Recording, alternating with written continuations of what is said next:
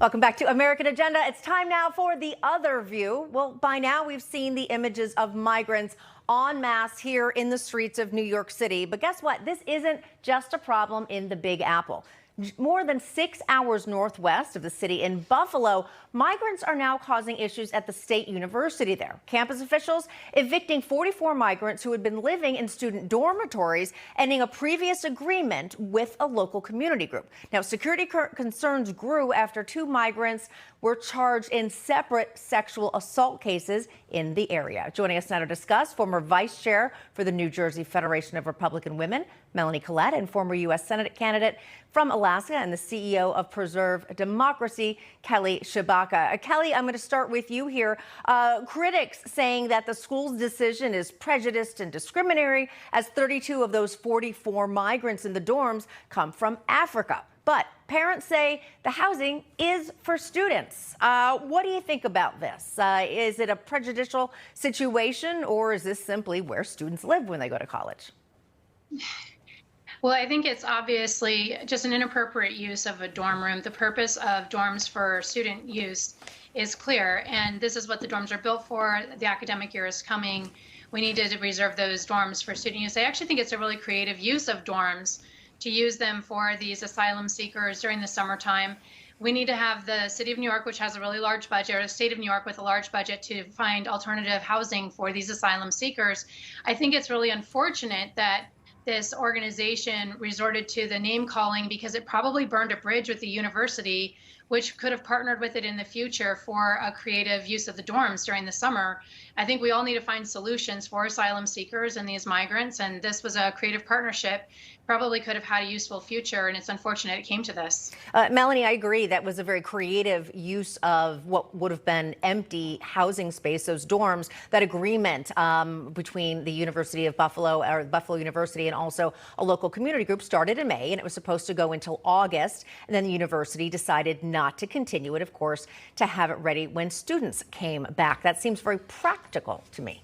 That's very practical, and I resent the implication that by removing these migrants, it's discriminatory. I don't care what countries, what home countries migrants are from. There's an organization called Track Migration that said in a recent article that 31% of detained immigrants have criminal records in the United States. We don't know what their criminal records are from their home countries. And so, of course, parents have every right to be very concerned about the safety of their students. And also, it just says that, again, the federal government is not doing its job in protecting U.S. citizens, which is their primary responsibility, is to make sure that U.S. citizens are protected, and particularly, our students in this environment. So it's really just maddening that people have to go through this at all, or that it should even be a question. Yeah, great points from both of you. I want to switch gears here.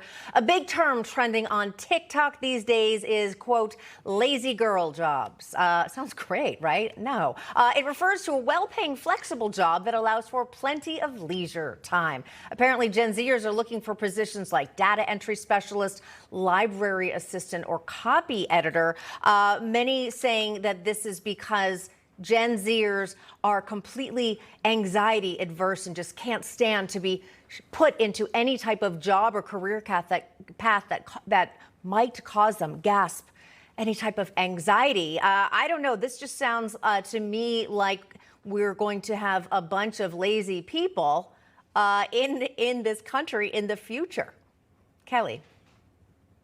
Unfortunately, I think we're going to have a lot of unemployed people. When you look at this list, most of these jobs are jobs done remotely that can be done by computers. And with the AI revolution that's on us, I think a lot of these young people need to take a long-term view for what their career looks like. If you're going to be phased out by an AI technology, you need to be looking at things like trade jobs or jobs that require emotional intelligence. That's really what anyone looking for another career, whether it's post-retirement or someone coming out of high school or college, these are the jobs that are going to take over. When I look at things like election integrity, we need to be looking at who's monitoring the computers and the AI who needs emotional intelligence, who's working with their hands and feet. Those are the jobs of the future, not people who are sitting behind computers doing things that computers can do. Yeah, Melanie, we have just about 1 minute left, but what I think is interesting about this is that the bosses of these seeking these so-called lazy girl jobs are boomers or even Gen Zers, or excuse me, Gen Xers,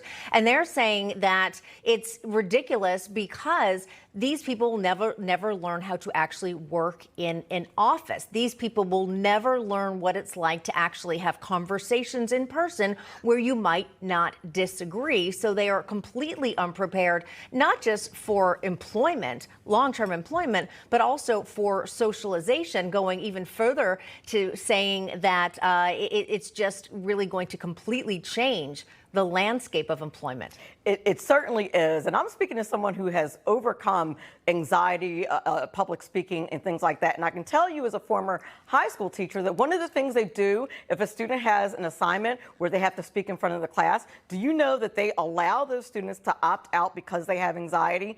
But interestingly, the only thing that cures that kind of anxiety is, guess what? Speaking in front of people. And so we are not preparing students for the real world, adults for the real world. And these Gen Zers are a result of this kind of education, this kind of raising, protecting them from anything that makes them uncomfortable. If things make you uncomfortable, it gives you the opportunity to grow. And that's what we should be doing as educators. Very well said. And of course, you are an educator, Melanie Collette, so we appreciate your opinions.